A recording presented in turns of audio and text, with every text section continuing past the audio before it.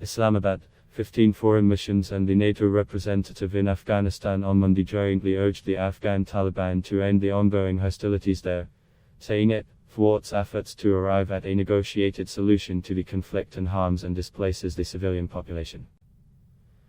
The joint statement was issued hours after a two-day meeting of a senior delegation of Afghan leaders with the Taliban's political leadership ended in Doha. A statement issued by the Taliban on Sunday made no mention of a ceasefire, indicating they won't halt violence in the country in the months ahead. The appeal to call a halt to hostilities was issued by Australia, Canada, the Czech Republic, Denmark, the European Union delegation, Finland, France, Germany, Italy, Japan, Korea, the Netherlands, Spain, Sweden, Britain and the US, besides NATO's senior civilian representative. We condemn the continued targeted killings taking place throughout Afghanistan, the destruction of vital infrastructure, and threats, declarations and other actions against the gains Afghans have made over the last 20 years, gains which we have strongly supported, the statement said. According to the signatories, the Taliban's offensive was in direct contradiction to their claim to support a negotiated settlement to the conflict, and to the Doha peace process.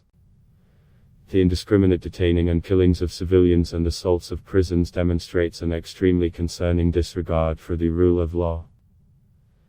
In districts occupied by the Taliban, inhabitants and observers also credibly report attempts to repress the human rights of women and girls and to shut down private and public media organizations in an attempt to conceal their human rights abuses and diminish freedom of expression, the statement said. On behalf of our respective missions, we vehemently condemn these and any other actions that violate the human rights of Afghan citizens. Afghans have made numerous gains over the past 20 years and want to continue building on their achievements in development, human rights, and free speech.